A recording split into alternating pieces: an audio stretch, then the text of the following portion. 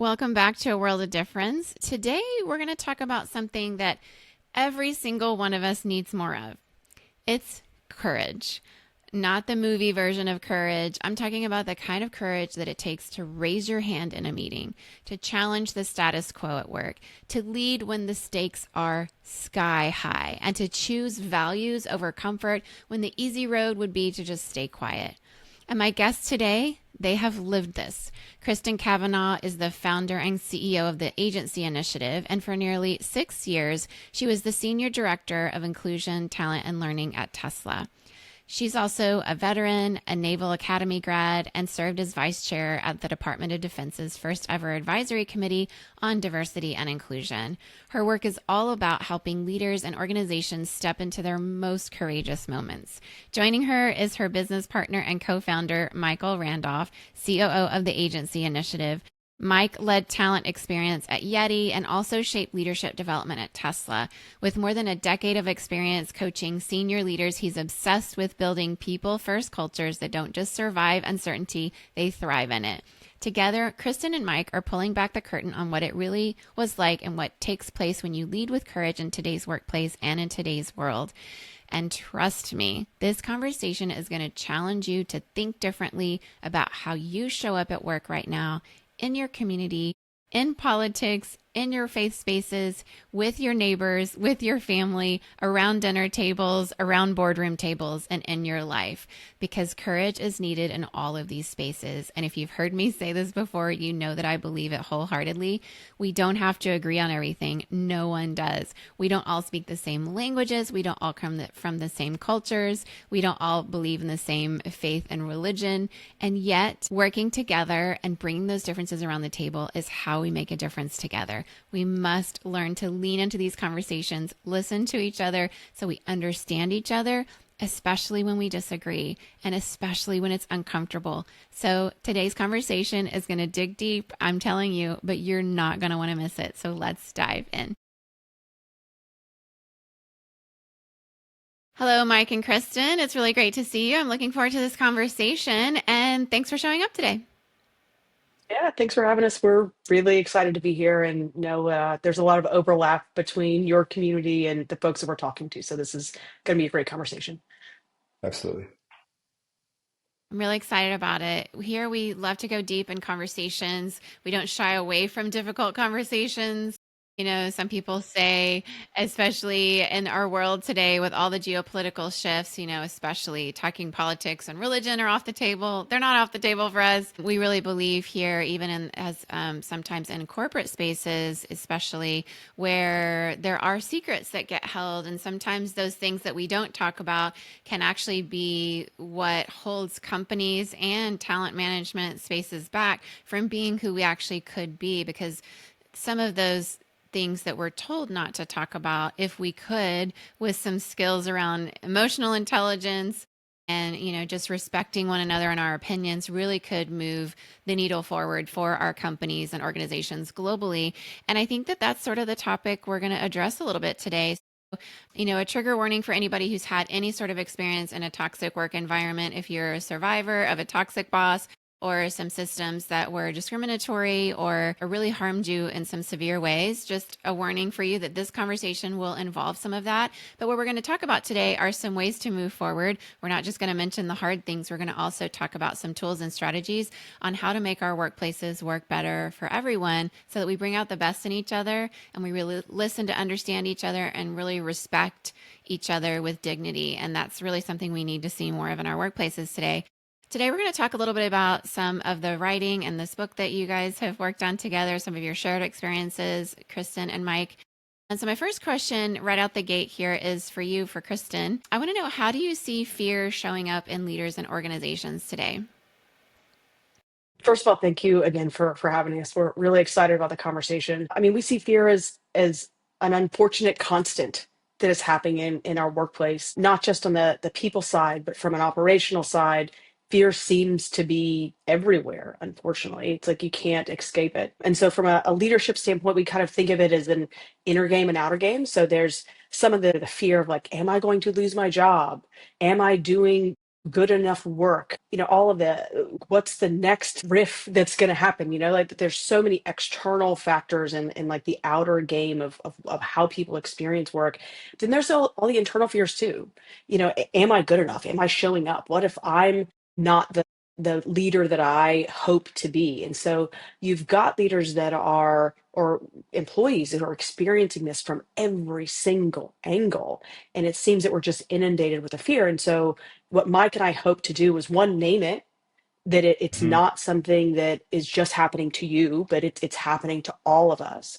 So then that way we can turn around and say, all right, now that we understand, I'm afraid to fail, I'm afraid to get fired, I'm afraid of the next geopolitical nightmare that's going to happen, then we can come up with ideas about how we're going to address it and how we're going to move forward.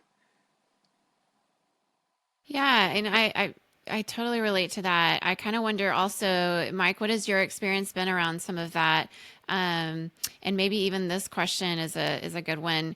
Is there a difference between sort of fear-driven leadership and courageous leadership, which is what you're writing about in the book? Yeah, I mean, we've had direct experience with it, right? From our experience working together at Tesla, it was a very much an environment where we experienced what can you do for me today, or what did you do for me today? Meaning that today was enough, but tomorrow better be the same, or more, and more, and you kept going and going like that. So like that's an environment where every day you worry, am I going to get fired today? Am I going to get publicly called out by my CEO? Am I going to get, is my program that I'm working on going to be the center of attention where it's going to be very, again, very deliberately called out? So that's some of the constant fear that we experienced specifically while working at Tesla. In that though, there's fear-based leadership, meaning that it's a tool that a leader uses to control, manipulate all of that. And then there's the fear-based leadership in the sense that it creates an environment of fear where I am afraid to do things because I don't know how my boss is going to respond. I don't know how the environment is going to respond. I don't know how it's, and so there's an uncertainty. And we titled the book, uh, Harness the Power of Agency to Lead in Uncertain Times, because I think uncertainty is at its highest right now. And it's happening faster and faster. We're seeing change and uncertainty come out as more and more. So there is a very difficult moment that we're in right now, not just in the workplace, but in society that is really guided by just this constant undertone of fear. And so the fear-based leadership really, again, comes from those two parts. And what we're asking of individuals and what we're asking of folks really to do is how do you find courage in those moments of fear? How do you know that you can have courage in those moments? We call that very specifically in the book, but there's this concept of agency. Everyone has agency in a moment of fear. You can always make a decision based on your values, whatever that decision could be. But there's always some decision that you can make based on your values, and that's really that technical piece, that one thing that you can say, okay, I can finally breathe and take a moment to understand what that agency is to actually make a decision that overcomes that situation of fear, that moment of fear. And I think too, Mike, with that, you can't control what your CEO is doing. Maybe you can't Absolutely. control what Yeah. your boss is doing, but what you can do is find the agency that you personally have and the courage Yeah. to make the right decision for you. And so that's what we're asking people. Like, I think that's what, we couldn't control Elon's tweets. We couldn't control like what was happening. And that feels helpless a lot. And it's scary a lot. But what you can do is find those like micro moments where you can take little steps that get you closer and closer to your values. And that's what we're asking people to do. Like, not take monumental big steps toward courage, but what are those micro moments where you can take steps every single day that bring you closer and more in alignment with your values? What, Kristen, something you said there a second ago, I think it's really important to call out too, because those things that we can't control about our bosses. There's a those decision making moments spread like wildfire, unfortunately. And so when you talk about a fear based environment, then as well, you have the modeling that comes from someone who, like an Elon, that is modeling what that fear based leadership looks like that others pick up on. That is then becomes permanent with or permeates throughout an organization, permeates throughout a federal government, if you will, to where again, like you see people adopting the 5 bullets or the 3 bullets or whatever that is, like that you don't know how someone's going to interpret that. You don't know how someone's going to what they're going to do with that information. And if you're giving it to them every week, every day, all of that, then that just builds the undercurrent of fear within your organization and frankly within our society right now.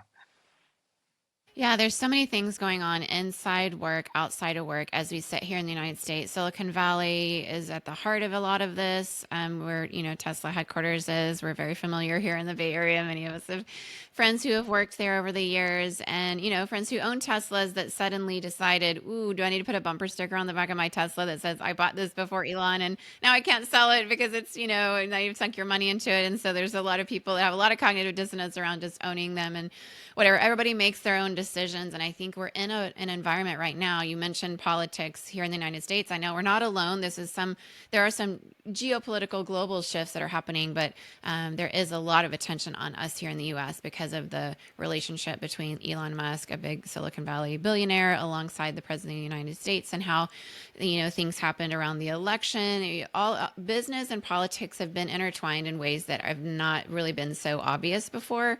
And so I think that when it comes to, you know, even things such as the First Amendment right, the right to say what you believe, what you think, is now at risk. There's a lot of concern around talk show hosts, for example, Stephen Colbert. There's a lot, there's predictions about other things starting to roll out, and things that we're starting to see happen. But I think that even in the workspace, whether you have a leader, Elon might be a more extreme example, but there are other leaders that are feeling outside of work, the things they post on social media, and they may not be at all related to their work, but people are feeling scrutinized about what they say. It's sort of it's an odd thing because you have a leader such as who we have in the White House saying, very disturbing and outlandish, very disrespectful things on social media and having a lot of fawning and that type of thing going on. And then you have leaders such as Elon doing this and maybe others along those lines. But then people who seem to be really good people are often the ones that are getting ousted or scrutinized or framed in a certain way. What have you seen around that? Because there is so much fear, not only that the First Amendment right will be taken away, but that what you do outside of work, your hobbies, your religion, your life, your thoughts that have nothing to do with work are being scrutinized. I think the first thing is that we are not in normal times. And so I think that's a piece of it. Like, we can't normalize anything that is happening right now because it is not normal to have your personal words used against you, or to have your religion used against you, or your gender identity used against you in the workplace. Like, this is not normal. And so I think that's been part of the problem. Like, it has become normalized. What Mike was kind of talking about and what we saw at Tesla is like, you see this behavior happen, and then you start to conform to behavior that goes against your values in every sense because it's what's happening. And like, I don't want to give everybody a pass, but we talk about it in terms of like accidental authoritarians in the book. Like, you have these people who are just going along with what is happening, and what I'm afraid is we're going to wake up someday and realize that, like, we've gone along to some really crazy stuff. And so that's one of the reasons that we are having this call to action right now, is to say, like, we've got to stop before we go too far. I mean, I thought it was funny, not funny. I was looking at a tweet that Elon sent the other day, and he sent it last year, but it was like, if anybody is fired because of what they say on this platform, I'll pay for your attorneys. Well, that wasn't in response to what happened last week. That was in response to something else. And so, Kara Swisher rightfully pointed out, like, we've got some people who might need your help. And so there seems to be this idea that it's okay for some, it's not okay for others. And so I think what we're asking for is here, how do we just stop normalizing any of this and just have the conversations that you were talking about? Like, we may not disagree or we may not agree, like, that's okay, but how do we just take it down so much that we can agree that this is crazy and we have to stop before we go too far? And you can't post what you want. You can't have a TV show that says, where the host says what once was a joke or what once was satire that is now getting them fired or canceled, or an entire TV station shut down. I think we're just in really slippery slope, and we need people to come forward and say this is enough and we've got to stop before we go too far. We're seeing really good examples of that, though, Kristen. Like you and I were sending notes back and forth about Jerry from Ben and Jerry's. He resigned this week, right? And because his organization, I can't remember the specifics, but I think it's an example again where leaders are actually speaking out against what they're experiencing in their workplaces, and again what they're again pushing back against what is trying to be normalized right now. And so it's not all doom and gloom in that sense, but it is there that you need those examples. You need those people to lead the way. Now he had an extreme place, like he's coming from a place of privilege, excuse me, where like he was a CEO of a company, he sold that company, like there's obvious stake that he has, and he's be able to put himself in that position. But we have to have those examples of leadership as well. What good leadership looks like, what good culture can look like.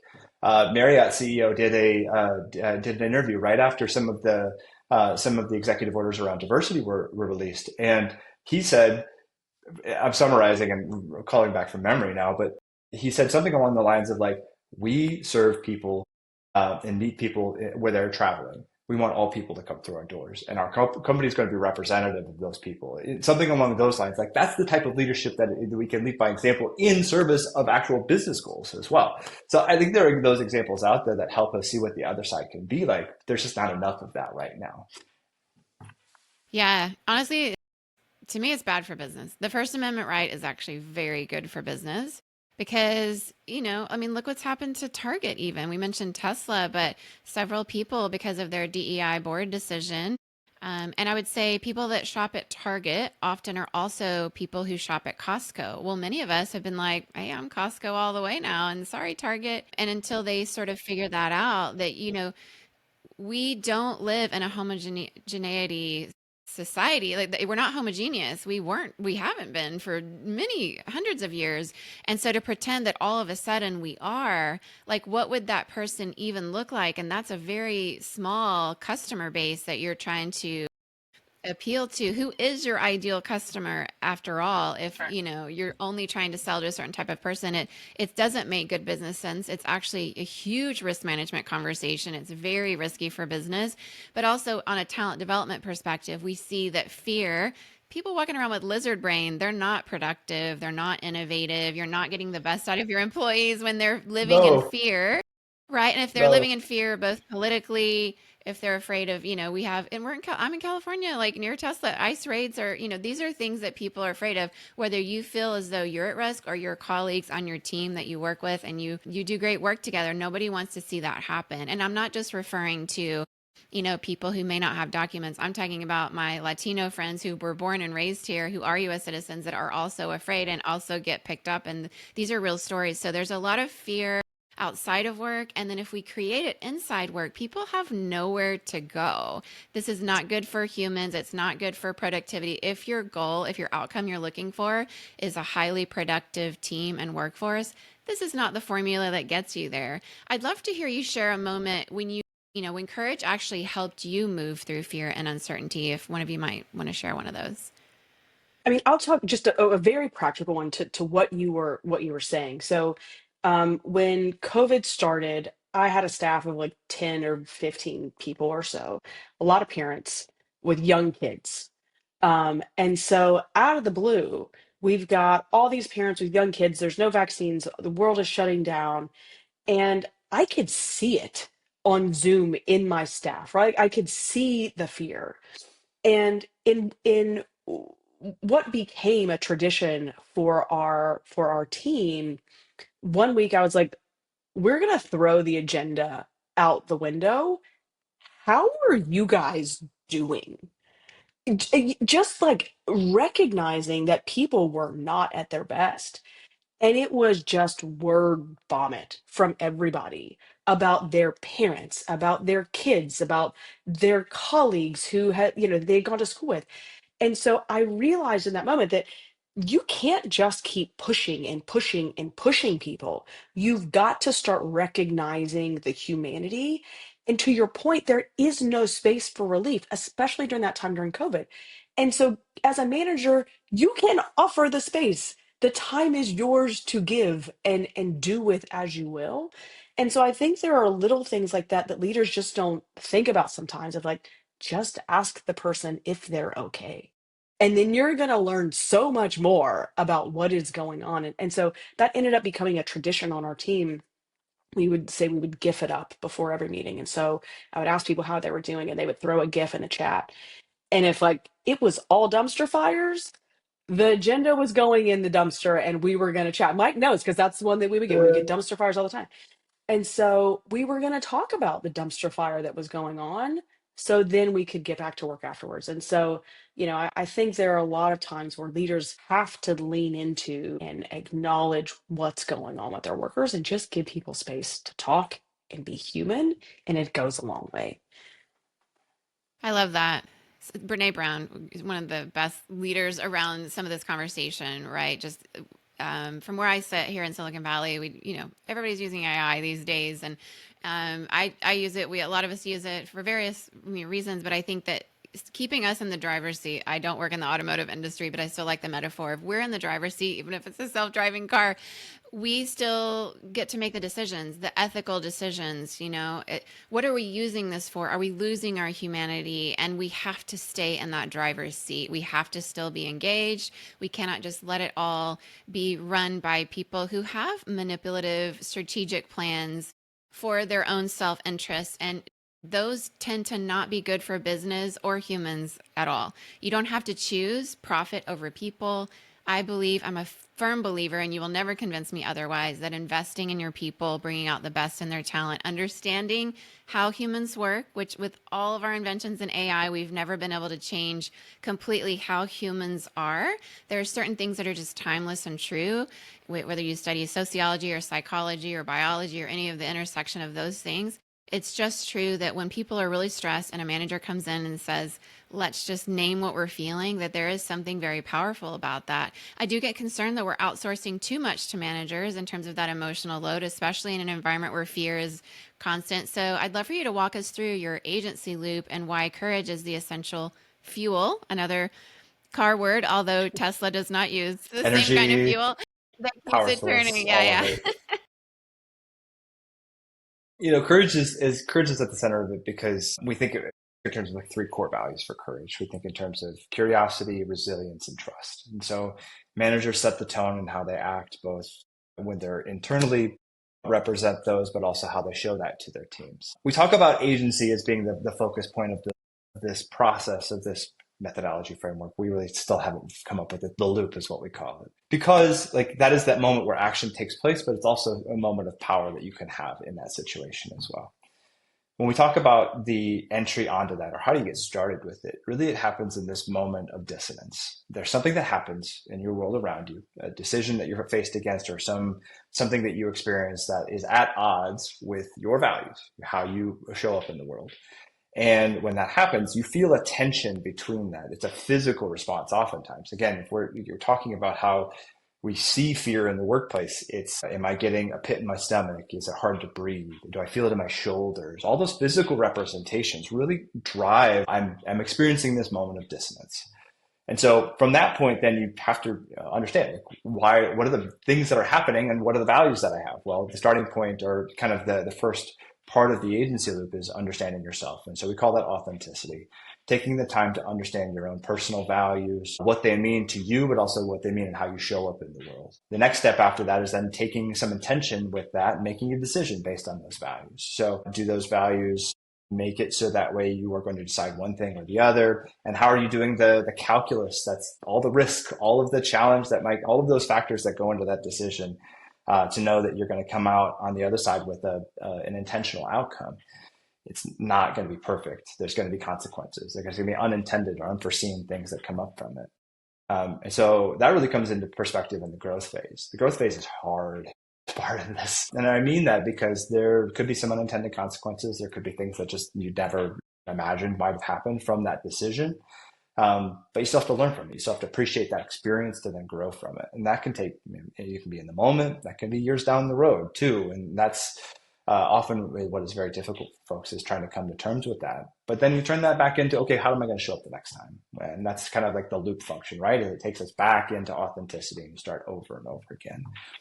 It takes courage to sit with the discomfort throughout that entire process, looking at yourself in the mirror, making tough decisions, learning and growing from that experience. And so oftentimes what we see again are those underlying fears that stop people from doing one or more of those steps. And so, well, our hope with this loop is to give people something practical to anchor back to recognize where they're at in that process with a specific decision or instance, but also to give them, again, practical steps to take that next step in the loop to come back around. Where simple, it's 4 words, right? It's encourage agency, authenticity, and growth. But like, hopefully that is a trigger to give people the opportunity to say, oh, cool, I know where I am, or at least I'm trying to understand where I am and find themselves as part of that. Love it. I feel like self-awareness is a key leadership core competency for right now and the future of work, for where we're going. There's so much happening very quickly. Ethical decisions, values driven decisions are coming at us at lightning speed in ways that we've not experienced before as leaders. And so self awareness is something that can feel as though a lot of courage is needed for some individuals, especially if you've had, maybe a traumatic childhood that you've not worked through yet in therapy. And I do encourage you to do so, because it not only holds you back in your leadership, but your entire organization, especially if you're at a CEO level and a founder and you're starting to build something. That work, it might feel scary to look inside, but not doing that, it's too risky. It's too costly. I just don't think you're going to be at the end of that years later looking back and saying that was a good decision to be afraid of that and to let it hold you back. And so I just have a lot of compassion for that. But also, I've seen the leaders who do the work of self-awareness. I've done a lot of training on this. In fact, when I brought it up to a founder here in Silicon Valley in January, and had this conversation of how it's one of the 4 core leadership core competencies I see as part of the future of work is self-awareness. And his response is, I don't know many leaders here in Silicon Valley that are self-aware. It really is such a part of the work. And so I love that you're bringing this into your loop. But I know Tesla, like many companies here in Silicon Valley, was moving at lightning speed. I've been in these environments quite a bit, and many of us here are. Can you share how you had to cultivate one of these durable skills in that environment? I mean, it's really difficult to do it on the fly, right? And so there's that acknowledgement piece of like, this is hard. That's why a lot of people don't do it. And so it is a practice. We have landed on that. It's like, this is something that you have to do day after day after day, and you're going to get better at it. So as we think about the loop, we see it not as just a cycle, but we called it the agency tornado. It's a terrible name for it, but But it goes. because it grows, like courage is growing over time, right? And so, and that's what you want to see is that the more you run the loop, the easier it is to make decisions, the easier it is to get locked in on the values, the easier it is. And so, I think that's a big piece of it. At Tesla's, there was plenty of opportunities for us to like make decisions, learn and grow. And there were some decisions we got right, there were some decisions we got wrong. One that I talk about in the book, and this was kind of the first one that I could pinpoint, is like, "Ugh, that this is a rough one." Um, in 2020, I just stepped into the head of DEI role. Pandemic had just started, George Floyd had just happened, and we were trying to figure out what our response was going to be. And so we were very early into our DEI journey at Tesla. And we had a lot of problems, as everybody knows, that we had a culture that needed to be fixed, right? And that had a lot of issues. And so one of the first options that was kind of thrown on the table of like what we could do to respond was to hang a Black Lives Matter flag off of the factory. And like, to Mike's point, like my heart just like sunk, that like this is what we think we should be doing of all companies. Like we have problems, and we are not the ones to be representative of like, we say that we believe in Black Lives Matter. And so I felt like that was my first test of like, I could let this happen, or I can have the courage to say something and speak up as a Black woman about what that might feel like if we were the ones literally carrying that banner. And so I had a conversation with my boss about it, and she was like, "Yeah, you're right. Like that's probably not where we need to start." And so we thought about, well, what is authentic to us and where we are in our journey. And what was authentic to us in that moment was like, let's just learn. because we haven't even taken the time to learn about our employees and learn what they're experiencing right now and learn what this means to them. And so we started this series called Listen to Understand.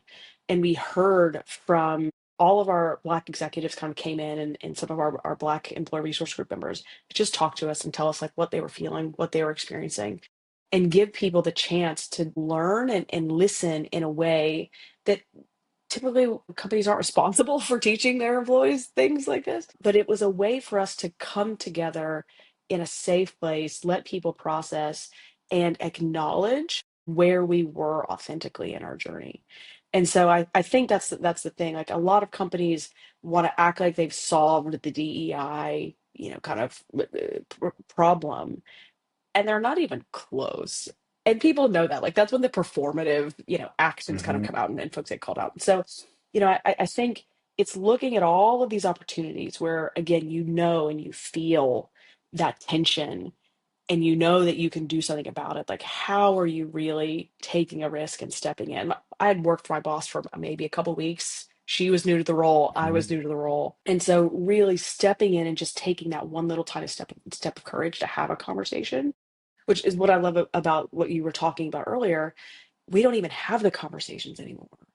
And so if we can just take a 1 minute and try to have a conversation with somebody that might be thinking differently or have a different opinion, maybe that gets us to a point where we don't do something dumb, like overrepresenting how we truly, are showing up as a corporation, and we do something that might feel a little bit more authentic. Yeah, I saw so much similar to what you're saying. I've heard it in quite a few different companies from what happened around that time up until now. And I think that what we're seeing is the pandemic. You've mentioned the pandemic was a huge crisis for everybody in and outside of work. And then we had, in the United States, we had George Floyd. There have just been, it's poly crises. It feels as though there's not Hmm. been much of a break. Yes. And so I don't want to call it the new normal because I refuse to believe this is normal. There's nothing normal about it, but it is the climate. It is what's happening. So knowing that people just don't have a lot of margin, and especially if you're in a very fast paced culture where your energy is waning and you can be a very resilient person, even from some of the generations that were taught that better than others. We have multiple generations in the workforce now, but no amount of bubble baths or boxes of chocolates are going to help you work through a burnout culture and a burnout society, right? I mean, there's just something else is required. And so I do believe that many companies have done what you're talking about, listen to understand courses, listening to understand. People have called it different things. This is not a phrase that's unique to Tesla or anywhere else. It is a phrase that is so helpful to listen for what people are truly saying, the meaning behind the meaning. Some cultures do this better than others. The United States is not known for being one of the better ones, but in fact, we're kind of one of the worst on it, which is why we have to train so much on it in learning and Hmm. development and leadership development. A lot of DEI has been now, not only cut and changed and reformatted, reworded, but also just embedded into other parts of the company, which I would argue should have always been there anyway, because it shouldn't be a band-aid. It should be something that's from within and all the policies and procedures, and not just a value on a wall, but truly embedded into everything. And so therefore, some of the most basic skills of listening to understand, whatever your company called that course or calls it. I do hope that we're still leaning into some of that, because those who truly believed it and got it and understood it, I think that is the resilience building. I think that is how we move forward. And I do know that some people took those courses and it didn't mean anything and they didn't really absorb it. Maybe they weren't working in self awareness for themselves. And there's no amount of training that will help somebody who's not learning, which I would say points to another key core competency right now, which is learning agility. If you're not able to continue learning in this environment about yourself, about your team, about how the world works, about how your company works, you're going to be left behind, and your company is too. So I want us to kind of, look towards some of that. Along those lines, as you've listened to understand others in your workforce across, differences in light of what's happening, how has courage helped you personally align your own personal values with how you lead in this current environment? Mike, do you want to take that one? Yeah, there's a reason why Chris and I are partners as part of this. we're very different people, right? I mean, just if you are not, you're not seeing this on video, but you're seeing, you're listening to us. Like I'm straight, cis, heterosexual, male, white, lower than 40, thank goodness still. Um, really like I fit kind of the description, and Kristen is not any of that, right? And so we have this relationship that when we look at again how we show up, like I show up as someone who's willing to be uncomfortable in a conversation around these topics and model what that's like to be uncomfortable, because I'm uncomfortable a lot. Kristen can attest to that. But I'm also in the learning. I'm also willing to sit there and say, okay, I'm uncomfortable and I know that I might get this wrong and how I say it, but I'm willing to be wrong enough and listen to it to actually try to do something different. And that's one of the reasons why she and I have gelled so much over the course of our professional careers, is because I've been willing to do that. And I think seeing that in somebody, I'm starting to see it more and more from voices that are speaking out about their experience. But like, that's what we need. We need people to model that, so that way somebody who is like me can see themselves in this work too, see themselves in this experience. Think that's why curiosity is such a big part of the value of courage, is because we need people to have that curiosity about other people and their opinions and how they live their lives, and also that curiosity about themselves. And so we always continue to talk about this inner game and outer game. And so if you don't have that well-rounded curiosity, there's probably some things that you're missing. And so that is part of saying, like, look, I don't know everything, but I'm willing to go and learn. I'm willing to ask questions. I'm willing to be wrong.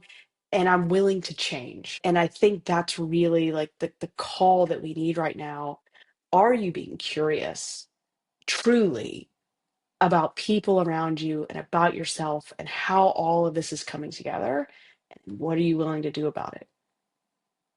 That doesn't mean you have to Love abandon that. the parts of who you are that are mean so much to you, right? It doesn't mean you have to abandon convictions. It doesn't mean you have to abandon, we're still high performers. Like we still get stuff done. Like all of that is part of the culture that we bring right, for this. But it does mean you just have to have that baseline curiosity and say, maybe I'm not right. Maybe there's something more I can learn in this world. And that opens the door to so many important conversations. Yes, indeed it does. Honestly, it's just good for organizations of all types to be able to just bring our humanity, our differences. There's a lot of, I sit on the Silicon Valley Executive Board for How Women Lead. We do a Get on Board week every year. It's our biggest week of the year. We bring in women who are on corporate boards, women who are on their board journey, have a lot of conversations around this. But some of the statistics around this show that groupthink is actually very dangerous for boards, hence the what happened with Target. It's dangerous because your customers are usually a diverse group of people, especially in a global company. Your company sell products to moms. Well, it would be a good idea to maybe have a mom on your corporate board. Is it a bunch of men who've never bought a diaper and it's a company selling Pampers or what? I mean, I don't know. Nothing. I've never been on the Pampers board. I don't know who's on Makes their board, but sense. all that Yeah. being said, all that being said, you need people who are representative, who understand your ideal customer in the business, really making these decisions every day. And then you need others outside of it who bring innovative ideas. I think there's this famous example. I think it was Nintendo. They brought a guy in who wasn't in the video game industry, but he understood games and he brought something really unique and different. And I want to say that's where maybe the Wii came out. Anyway, just something out of the box, like a whole Possible. Yeah. different way of doing something. There's so much value in that innovation, and you can't have the innovation without the ability to listen to each other and respect differences. You have to do that work of self-awareness to say, oh my goodness, somebody brought up an opinion that's different than mine. I adamantly disagree. If that triggers you to the extent that you need to build a case against that person and fire them or oust them, we're an at-will state in California, you can just get rid of people for no reason. That's really such poor leadership. It's really dangerous for your business. I have worked throughout my career across the world with people with very different religious convictions from my own. I worked under Sharia law in Indonesia, wore hijab, didn't paint my fingernails, didn't drink alcohol or eat pork. These are not my values or convictions, but I could do that to do good work with others that I, maybe maybe didn't agree on everything with, but we were humans and we could connect around those differences in really beautiful ways. I see that in Silicon Valley a lot. If you don't have those skills in leadership right now, here's your opportunity to lean into curiosity. So my next question for you is around that. Tesla is a global company with people from all over the world. What did it look like to engage across differences there? Yeah, I mean, it's a great question, and I think your customer point is spot on here too. Like they sell Teslas around the world too, and so I think it really is listening to understand all of those different opinions. I used to joke there was a time where Elon was like famous for giving like nicknames to executives, like weird nicknames. And so Master my of boss, coin and yeah, like, yeah. yeah. And so my boss came back. I don't remember what hers was, like the tribute of the people or something like that. And I said, well, can mine be the Secretary of State? Because that's my job, is to understand like all of these different cultures that we have and everybody's desires and just make peace across all of these different lines, and I felt like that's what my job was. And I told her, I said, you know none of us ever win. Like everybody is constantly losing, right? But we have to make sure that we're all losing together so that the company can win and move forward. And so I always joke that I was the Secretary of State of Tesla because I was trying to keep the peace with all of these different kind of factions and cultures and understanding. And I really do think that help bring more innovative products to the table, because you have to help people realize that, one, we're here to work, and to get work done we all have to work together. And so I think that was my biggest kind of funny contribution was like, look, we're all going to lose, but let's at least lose in a way where we're not losing our humanity while we do it. It's I interesting love you say that. that The too, honest truth because is, good. no, I was just saying like Tesla had something going for it that not every organization has, but I think a lot of organizations can learn from, or at least can key off of. In that, like Tesla had a mission that anchored people there. The mission was changing and saving the world. Not everybody is going to have that, right? But when those differences did come up, you could come back together and say, okay, we're here to do a job. We're here to do something that is meaningful, that everyone believes in. And there's leadership practices out there like the five dysfunctions of a team, and crucial conversations. They all anchor back. What's the shared purpose that we're getting towards? Like, what is that North Star? And that's not going to be as easy as saving the world, right? For every organization, for every team. But if you can have that there, then all of a sudden you can say, okay, I can understand perspectives from different places. Everyone can be heard, and then you figure out how to move beyond that, or figure out how to work together. And that's really critical in team environments where there maybe is some contention or different perspectives that are butting heads with each other, because that anchoring, guiding light, again, it's easy to say it, it's harder to do in practice, but it is something that you can anchor back towards. I love that. I'm a firm believer in that, even in toxic environments, or if you have a toxic boss, or maybe you're in a just really, really difficult situation, there are always glimmers. There are always good things. And it doesn't mean you should focus only on that in a toxic positivity way, but it means even, I don't know, a broken clock is right twice a day. I mean, there are always ways and places where you can agree. You know what I mean? And I Yeah. do think that that's just the truth. And that's some of the nuance we've lost in a culture that wants to cancel people, oust people that disagree with them, fire people who are making us laugh about our culture on a regular basis, where everybody's fair game. If we've lost that, we've lost too much. We have to be able to respect each other even when we disagree, and especially when we disagree, and that's leadership. So yeah, I really am so grateful that you brought out some of those glimmers. There are good things in Tesla. We hope that they increasingly lean into those things, and there are always opportunity to keep going forward and cultivating and putting more effort and fuel toward the good things, and really manage the parts that are toxic. And that's doable. Some strategic things would have to change in companies like this, but it's possible. And I think at the core of it is what you're saying, courage to do that. When you have fear and you have courage, they're opposed to each other. Some people would put fear and love. I think Tony Robbins mentions that, where they're opposites. But either way, you're either leaning into wholeheartedness, like Brene Brown talks about, or you're living in fear, and fear holds you back, holds your company back, holds your entire workforce back. This has been a very thoughtful conversation. I'm so encouraged about your book and where it's going to go and getting into the hands of lots of people. As we finish up here, where can people find both of you and find your book to read it? Yeah, you can find us both on LinkedIn. We'd love to connect with people. And so that's Kristen Kavanaugh on LinkedIn, Mike Randolph. You might be under Michael Randolph. We have a Instagram. You can find us on Instagram, Courage Over Fear book. You can find Mike Randolph official, Kristen Kavanaugh official. We believe in community, and we think the way that you believe that you build community is actually engaging with real people and having real discussions. And so, if you want to talk to us, send us a DM. We love to talk about things. We'd love to connect with real people. And we think that's the only way that this community is going to thrive. And like the last thing I'll say is like we have hope and we think that there is a better future. And so the way that we do that is through building community. So we look forward to connecting with you on Instagram, on LinkedIn. We hope you like the book. You can Thank get you our to you book at both. courageoverfearbook.com as well. And that's our direct book website, and we'll have all the links to other places you can get it from there too. So if you're interested in that. Wonderful. Yeah, well, everybody Yeah. go out and buy the book and let us know what you think. Thank you to you both for being here today with us. Kristen and Mike, it's been a really intriguing, thoughtful, thought-provoking conversation, both with not shying away from the hard things, but also giving us tools toward building a better future of work. And I really appreciate you both. I'm going to invite you into our Patreon community in just a bit. We're going to talk about maybe a story from Tesla that stands out as a turning point for each of you in your leadership journey. So everybody join us there on patreon.com/a world of difference, and we'll join the conversation over there. Thanks once again to you, Kristen and Mike, for being on today. Sorry. What a powerful conversation. I felt it in my bones. I don't know if you did too, but Kristen and Mike just reminded us that courage is not some abstract idea. It's a choice. You and I face it every single day. And it's something that if we don't cultivate this courage and if we don't allow it to be contagious with each other, I fear of what could happen to us as a society and our workplaces and our world. The moments that we are facing right now require so much courage. It's a choice. Not only do we face every single day and the way that we lead, but also the way that we speak and the way that we show up. Where are your values? Are they aligned? And when they're not, what do you do about it? Here's the thing. If you loved this conversation, you do not want to miss the bonus episode we recorded for Patreon. I asked them to each tell a story from their time at Tesla together.